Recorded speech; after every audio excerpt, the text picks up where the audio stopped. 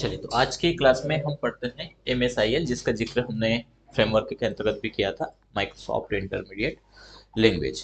तो इसकी क्या भूमिका है हमारे डॉटनेट फ्रेमवर्क में?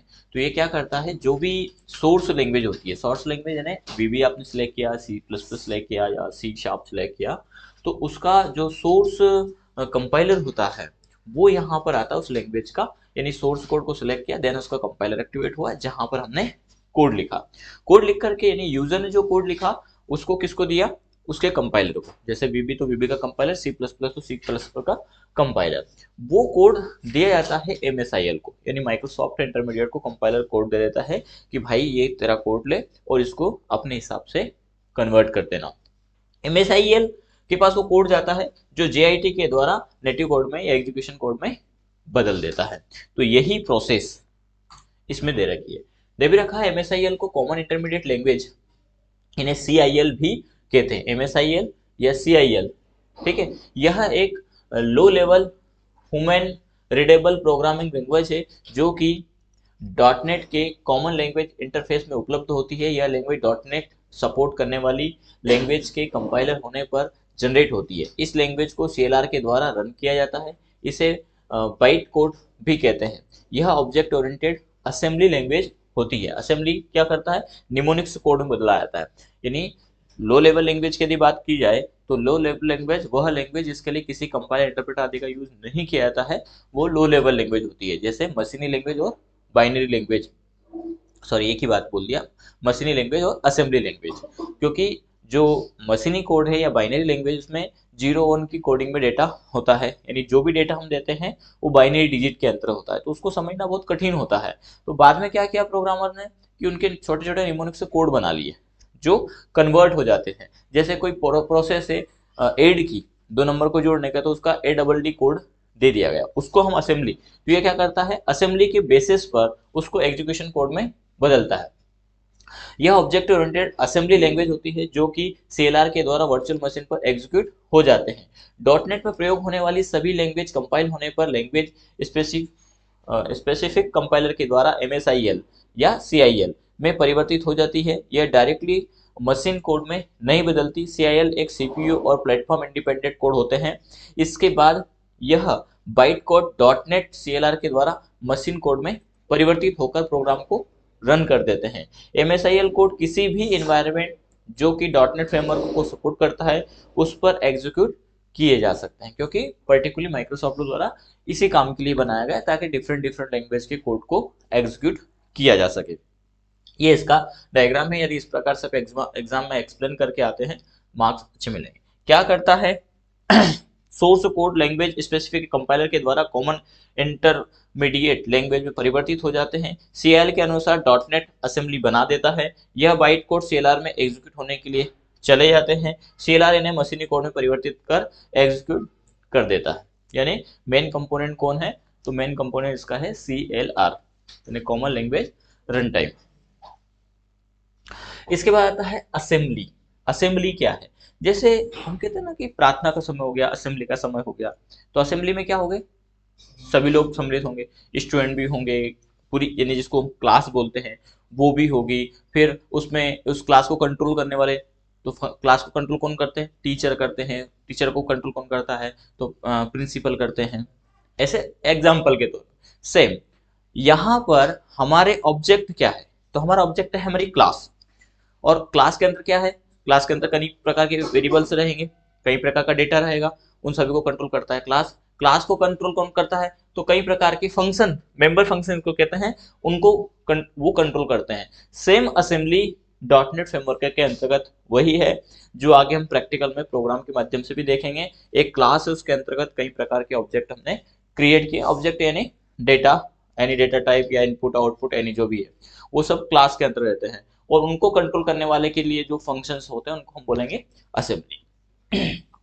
डॉटनेट में एक या एक से अधिक फाइल के लॉजिक ग्रुप को असेंबली कहते हैं। एक असेंबली एक सिंगल DDL यानी डायनेमिक लिंकिंग लाइब्रेरी, जिसके अंदर पूरा डेटा पड़ा हुआ है, या एग्जीक्यूट EXE फाइल का संग्रह होती है। डॉटनेट असेंबली में एक पर्टिकुलर असेंबली के बहुत सारे वर्जन को रिलेट करना संभव है। प्रत्येक असेंबली में एक मैनिफेस्टो, एक कंपाइलर कोड, डॉटनेट असेंबली पूर्णतः सेल्फ डिस्क्राइब होती है। यह डॉटनेट फ्रेमवर्क का महत्वपूर्ण हिस्सा है। यह प्रोग्राम के रन होने के लिए कई प्रकार की जानकारी सम्मिलित करती है, साथ ही साथ निम्न कार्य करती है। क्या क्या काम करती है असेंबली? तो यह सीएलआर के द्वारा रन होने वाले कोड को शामिल करता है। एमएसआईएल के कोड बिना असेंबली के एग्जीक्यूशन नहीं किए जा सकते, एमएसआईएल में कन्वर्ट होता है। यह एक एसोसिएट असेंबली है जो इसकी खुद की बनी हुई है, जो सीएलआर और एमएसआईएल दोनों का यूज करने के लिए कोड जनरेट करती है। यह प्रोग्राम की सिक्योरिटी लिमिटेशन को डिफाइन भी करता है। यह प्रोग्राम को एग्जीक्यूट करने के लिए रिक्वेस्ट और परमिशन को प्रोसेस करता है। यह टाइप लिमिटेशन को बनाता है, किस प्रकार का डेटा है हमारा। सभी आइडेंटिफाई किए गए टाइप असेंबली में स्टोर हो जाते हैं। यह वर्जन लिमिटेशन को भी डिफाइन करता है। एक असेंबली या तो एक डीडीएल हो सकती है या ईएक्सी हो सकती है। डीडीएल है ना, डायनेमिक लिंकिंग लाइब्रेरी, क्योंकि पूरा डेटा एक कॉमन लाइब्रेरी के अंतर्गत पड़ा है, जिसको हम एफसीएल बोलते हैं, फ्रेमवर्क क्लास लाइब्रेरी, जहाँ पर सारा डेटा है उनको हम कॉल करेंगे। हम इन्वायरमेंट आर्किटेक्चर में सीधे फंक्शन को असाइन कर लेते हैं, लेकिन वो फंक्शन कहाँ है? तो लाइब्रेरी है, लाइब्रेरी में फंक्शन पड़े हुए हैं, यानी बैठे हुए स्टोर है। यदि वो नहीं होते हैं तो आपका काम नहीं होगा। आप कोई भी फॉर्मूला डायरेक्टली ऐसे नहीं चला सकते। जैसे हम ने एक्सेल के अंतर्गत एक फंक्शन कॉल किया। क्या फंक्शन कॉल किया? सम का। ये सम को जब आप कॉल करते हैं तभी ये नंबर को सम करता है। यदि इसको आप ऐड करना, ए डबल डी करके दे दे, तो ये नहीं चलेगा, क्योंकि ऐड का फंक्शन उसमें नहीं है, या है तो वो किसी अन्य कार्य के लिए, वो डेटा को जोड़ने का काम नहीं करेगा। जबकि किसी लैंग्वेज में ऐड हो सकता है, ठीक है। यानी इसका मतलब क्या है कि ये फंक्शन पहले से उसमें डिफाइन है। और जितने भी इस प्रकार के फंक्शन, अब इनका तरीका अलग अलग हो सकता है। जैसे आपने एक्सेल में मोड चलाया, ठीक है, क्या करता है? किसी भी संख्या में भाग दे करके शेष लौटाता है, यही करता है। वहीं पर ये मोड एक्सेल में इस प्रकार से चलेगा। यदि हमें इसे डॉटनेट में चलाना है तो हम क्या करेंगे? पहले वो नंबर देंगे, फिर हम मोड देंगे, देन वो उस नंबर को देंगे जिससे हम डिवाइड करना है। यानी यहाँ पर तरीका कुछ है, यहाँ पर तरीका कुछ है, क्योंकि यहाँ पर इसी प्रकार से डिफाइन किया गया। तो हर फंक्शन कहीं ना कहीं उसकी मेमोरी में है, और वो जहाँ बैठे होते हैं उसी को बोलते हैं हम एफसीएल, फ्रेमवर्क क्लास लाइब्रेरी, जहाँ से उनको कॉल करते हैं, देन उनका यूज करते हैं। तो असेंबली के अंतर्गत वो सारा डेटा होता है। दो प्रकार की होती है, सिंगल असेंबली और मल्टीफाइल असेंबली। एक्सेस स्पेसिफायर्स इन VB.NET, इनका बखूबी हम यूज करेंगे। इनको चार प्रकार से दिया गया है: पब्लिक, प्राइवेट, फ्रेंड और प्रोटेक्ट। अब एक्सेस स्पेसिफायर्स क्या होते हैं, उनके लिए हमने एक कल छोटा सा एक प्रोग्राम देखा था। आज हम इसको प्रोग्राम के माध्यम से समझते हैं, जिसके अंतर्गत हम वेरिएबल डिक्लेयर भी करेंगे, साथ ही साथ एक्सेस स्पेसिफायर को भी उसमें हम इंक्लूड करके चलेंगे। सबसे पहले डॉटनेट को ओपन करने के लिए हमने स्क्रॉल किया,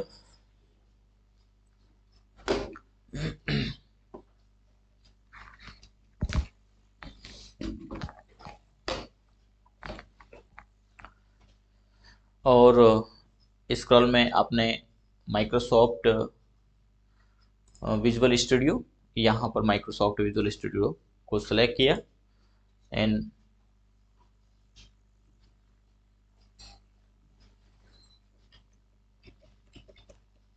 माइक्रोसॉफ्ट विजुअल स्टूडियो ओपन हुआ। पिछली क्लास में हमने सम किया था, क्या वेलकम का प्रोग्राम किया था सर, है ना।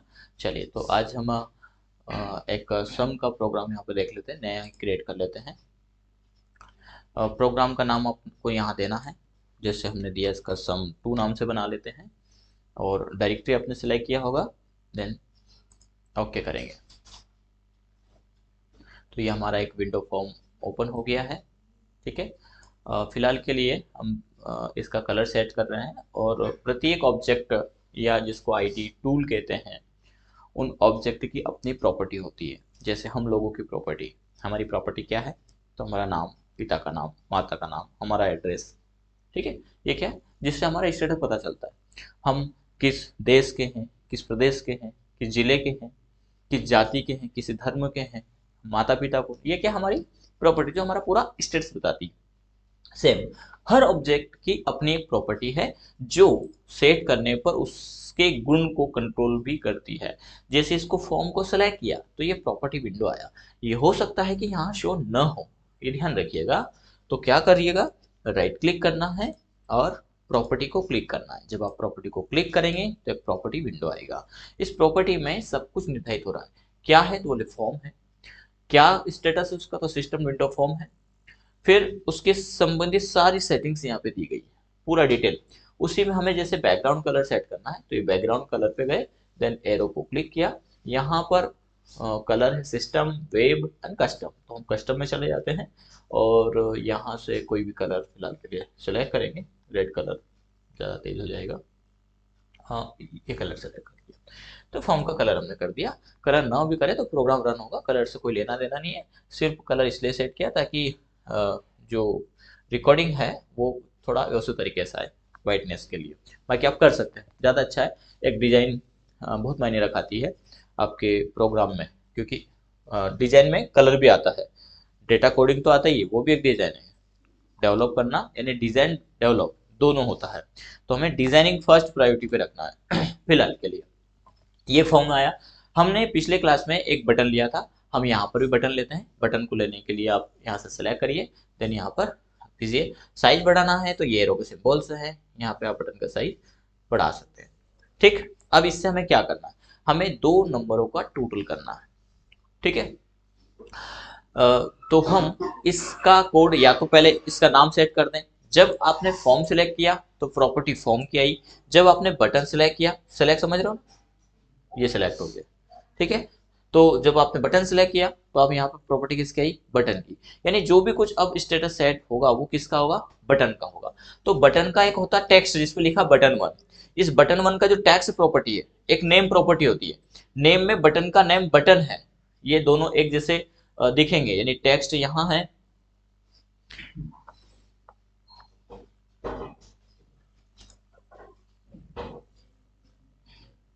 यहाँ नेम है, ये नेम, यहाँ भी बटन 1 लिखा है।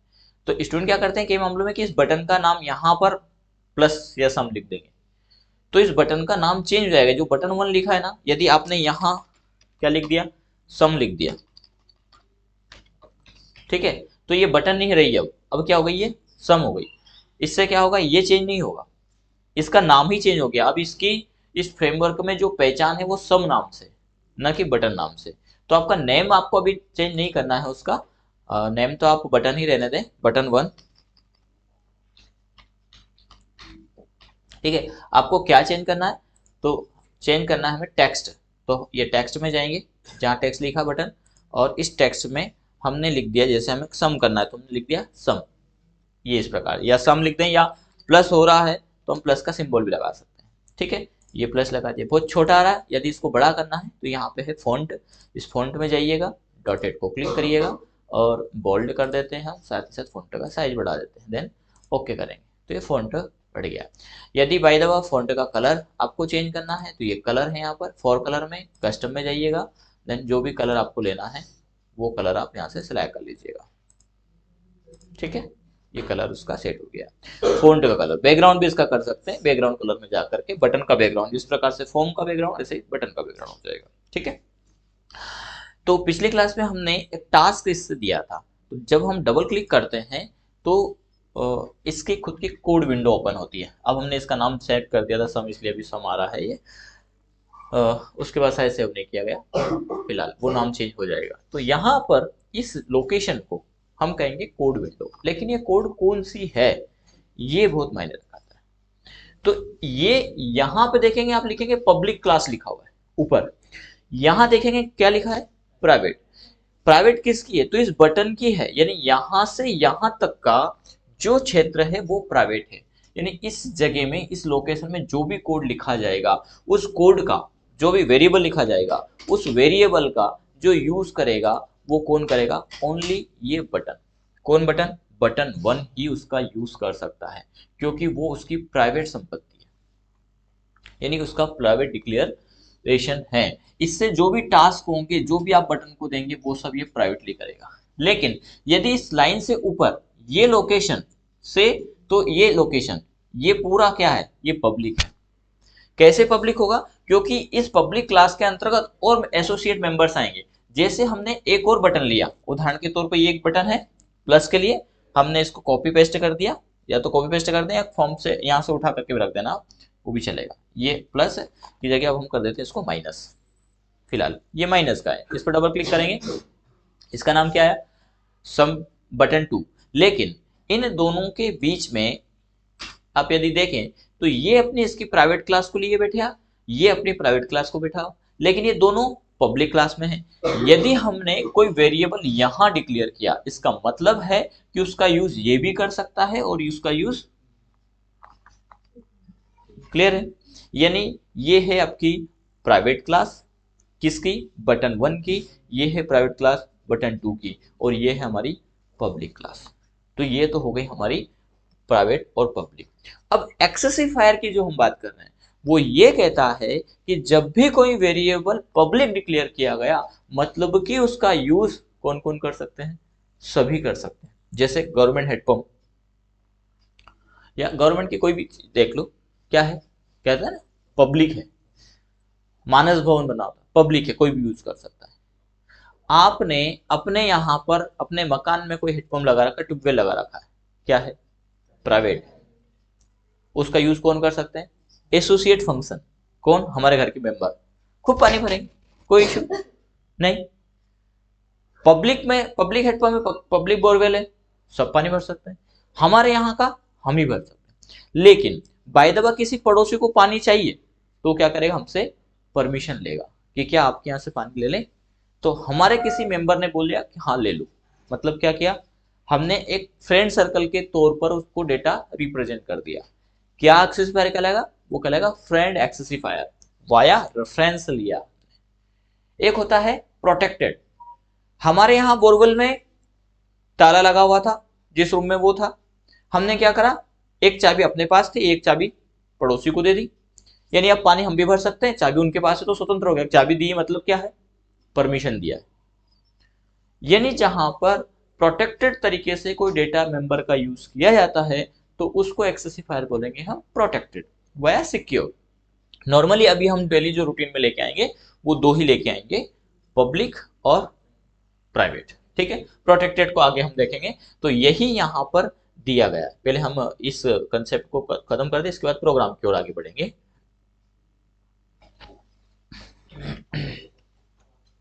दे रखा है किसी क्लास के सभी मेंबर किसी अन्य मेंबर को डायरेक्टली एक्सेस कर सकते हैं, लेकिन कोई क्लास किसी अन्य क्लास के किस मेंबर को एक्सेस कर सकता है और किस तरह के से एक्सेस कर सकता है, इस बात को तय करने के लिए हमें VB.NET द्वारा प्रोवाइड विभिन्न प्रकार के एक्सेस मॉडिफायर्स का प्रयोग करना पड़ता है। VB.NET में ऑब्जेक्ट ओरिएंटेड प्रोग्रामिंग का प्रयोग करके बनाई गई क्लास के अंदर मेंबर्स निम्नलिखित प्रकार से घोषित या डिक्लेयर किए जाते हैं। किस प्रकार से? एक कहलाएगा पब्लिक, दूसरा प्राइवेट, तीसरा फ्रेंड और चौथा प्रोटेक्टेड।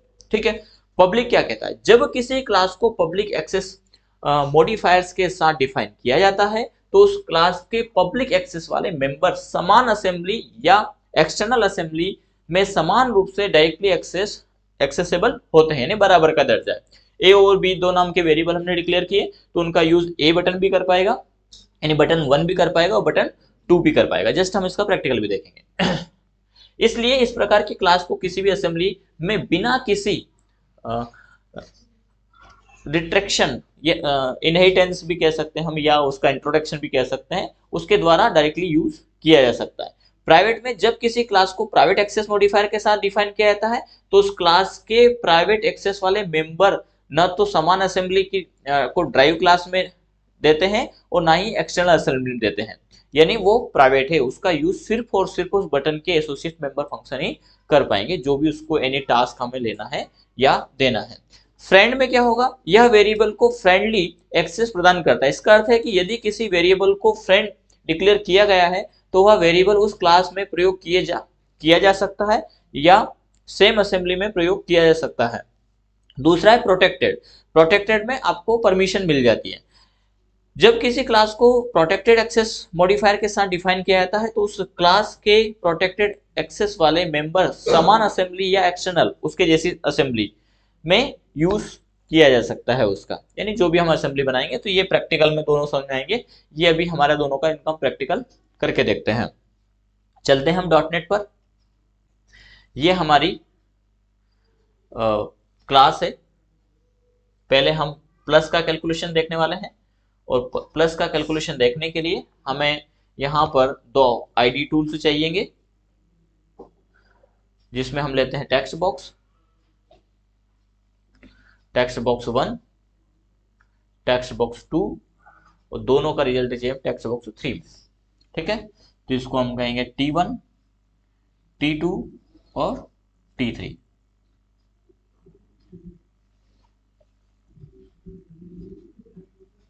कैसे पता चलेगा? प्रॉपर्टी पर टेक्स्ट बॉक्स ये 3 है तो इसको हमें चलाना है, ये टेक्स्ट बॉक्स 2 है, ये टेक्स्ट बॉक्स 3 है। ठीक है, हम इसके लिए लेबल भी डिजाइन कर सकते हैं। यहाँ लेबल मिलेगा आपको। लेबल किसी भी वैल्यू को शो करने का काम करता है। बस कहाँ चला गया? लेबल को लेना है आपको, लेबल 1, लेबल 2, लेबल 3, ये सामने ले लिया। ठीक है, इसका नाम देंगे हम नंबर फर्स्ट,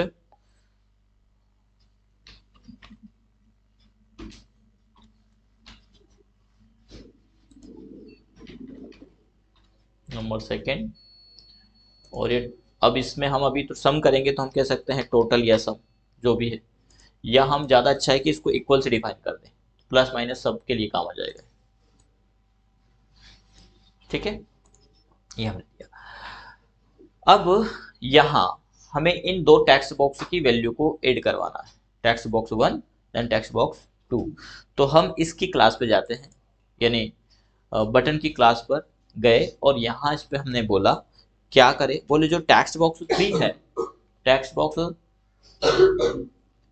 3 है उसके टेक्स्ट में क्या आ जाए, तो बोले टेक्स्ट बॉक्स 1 डॉट टेक्स्ट की value plus text box 2 dot text ये आ जाए। और ये कहाँ डिफाइन किया हमने? उसकी प्राइवेट क्लास पर। ठीक है, बटन 1 की प्राइवेट क्लास पर। जब आप प्रोग्राम को रन करेंगे, ये स्टार्ट डिबगिंग का ऑप्शन है, इसको डिबग किया आपने, ये विंडो आई, इसमें हमने वैल्यू दिया 10, 20। जैसे आप इक्वल करेंगे तो रिजल्ट आ गया 1020। बोले सर हमने तो जोड़ा था दोनों को, यानी 10 और 20 30 होना चाहिए, जबकि इसने क्या जोड़ा? 1020, यानी दोनों को जोड़ा तो है उसने, लेकिन किसको जोड़ा है? नंबर को नहीं जोड़ा। फिर किसको जोड़ा? स्ट्रिंग को जोड़ा है, कैरेक्टर को जोड़ा है। यानी कि ये डिफाइन करता है डेटा के ऊपर। हमने स्टार्टिंग में जब आपको कंप्यूटर आर्किटेक्चर बताया था, इनपुट आउटपुट और सारी चीजें, तब हमने उसमें जिक्र किया था कि 2 + 2 कितने होते हैं? 22, या 2 + 2 4। अधिकतर का रिजल्ट रहता है ये, बोलो 2 + 2 4 ही होंगे, क्योंकि हमने 4 ही किया अभी तक, हमने 22 किया ही नहीं। पर हमारा कंप्यूटर क्या कर रहा है? 22 वाला मामला कर रहा है। क्यों? क्योंकि कंप्यूटर के लिए डेटा मेन है, उसका प्रायोरिटी सेट करना पड़ेगा कि डेटा किस प्रकार का है, उसका टाइप डिक्लेयर आपको करना पड़ेगा। डेटा के टाइप पर निर्धारित करता है उसका कैलकुलेशन। जैसे हमने लिखा 3 + राम इक्वल 3 + राम, कोई दूसरा कुछ चीज बनना चाहिए। हम क्या कहेंगे इसको? श्री राम। क्यों कहा? क्योंकि ये डेटा क्या है? टेक्स्ट है, स्ट्रिंग है। और स्ट्रिंग में क्या होता है? दो स्ट्रिंग आपस में जुड़ती है, ऐड होती है, उसका कोई कैलकुलेशन नहीं होता। जब हमने ये डेटा दिया तो इसको क्या बोला? टेक्स्ट। यानी इस टेक्स्ट बॉक्स में जो लिखा है वो क्या है? टेक्स्ट है। उन दोनों टेक्स्ट को जोड़ दे, यही तो कहा। टेक्स्ट बॉक्स 3 में क्या कहा कि text box 1 dot text plus text box 2 dot text, इन दोनों को ऐड कर दे। देखें आप कोड, ये लिखा टेक्स्ट बॉक्स 3 डॉट टेक्स्ट में क्या आ जाए? किसका टेक्स्ट आ जाए? टेक्स्ट बॉक्स 1 का और टेक्स्ट बॉक्स 2 का। तो उसने दोनों को उठाया और ऐसा कैसा डाल दिया। हमें यदि इसको कन्वर्ट करना है तो हम कहेंगे वैल्यू को, यानी इसके साथ में आप एक कीवर्ड असाइन कीजिए वेल, कोष्टक में वो टेक्स्ट बॉक्स दे दीजिए, तो टेक्स्ट बॉक्स की वैल्यू को वो लेगा, यानी कन्वर्ट करेगा अब नंबर में।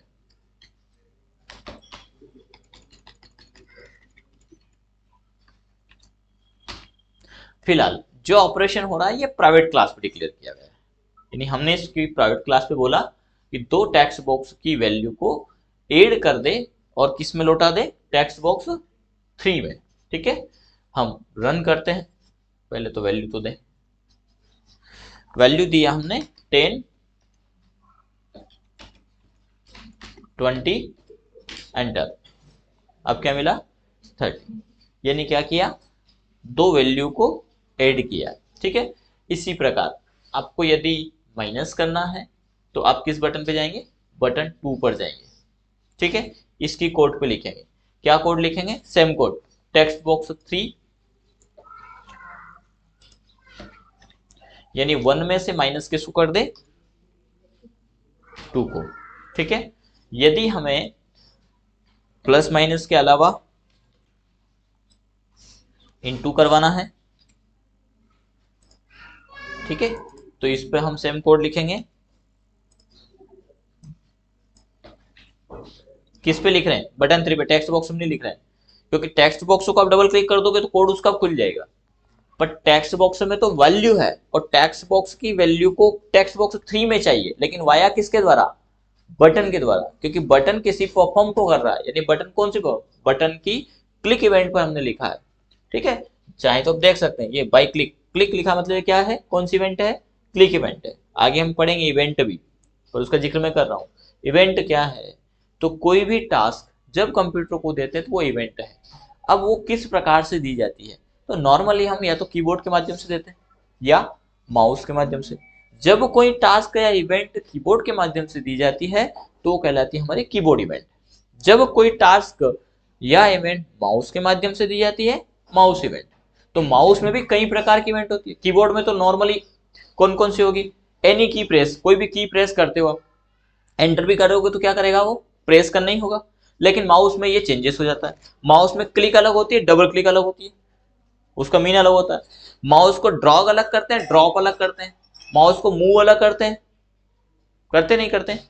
तो इस प्रकार से अलग अलग इवेंट है। तो उसमें कौन सी इवेंट, बोले क्लिक, यानी आप राइट क्लिक करोगे तो प्रोग्राम ये टास्क नहीं होगा, ये क्लिक करने पे होगा, क्योंकि हमने क्लिक इवेंट पर ऐसा कहा है। ठीक है, चलिए, तो अब हम इनटू पर हमने गए और यहां पर हमने कोड क्या कर दिया, इनटू कर दिया।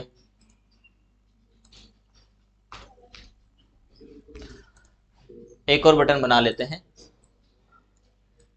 आप इनको छोटा बड़ा जैसा चाहे, डिजाइनिंग अच्छे से करना बस, कॉपी में भी और सिस्टम में भी।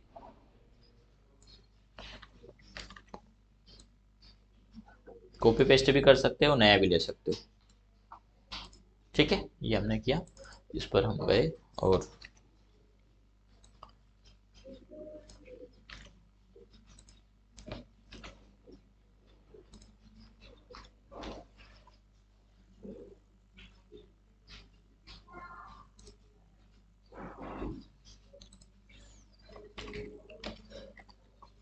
हंड्रेड प्लस 5 क्लिक करेंगे, 105, माइनस करेंगे 95, इंटू करेंगे 500, डिवाइड करेंगे। ठीक है, यानी plus minus two divide, 4 calculation हमने यहाँ पर किए। वाया किससे किए, प्राइवेट क्लास, हर बटन की प्राइवेट क्लास पर हमने कोड दिया है, अभी वेरिएबल नहीं लिए हैं, बिना वेरिएबल के हमने इस कैलकुलेशन का प्रोग्राम बनाया है। नेक्स्ट में हम इसको देखेंगे वाया वेरिएबल। ठीक है, तो एक तो आपको मैसेज पास करने वाला प्रोग्राम बनाना है, जो पिछली क्लास में हमने बनाया था, शायद नाम वेलकम दिया होगा। तो इसमें क्या किया था, इसमें एक बटन लिया था और उस बटन पर हमने क्या कोड लिखा था, मैसेज बॉक्स कोष्टक ओनली वेलकम। ठीक है ना, जैसे ही हमने इसको रन किया, बटन पे लिखा, जैसे हमने बटन किया तो इसने एक मैसेज छोड़ा, वेलकम। ठीक है, जबकि आज के प्रोग्राम में क्या है,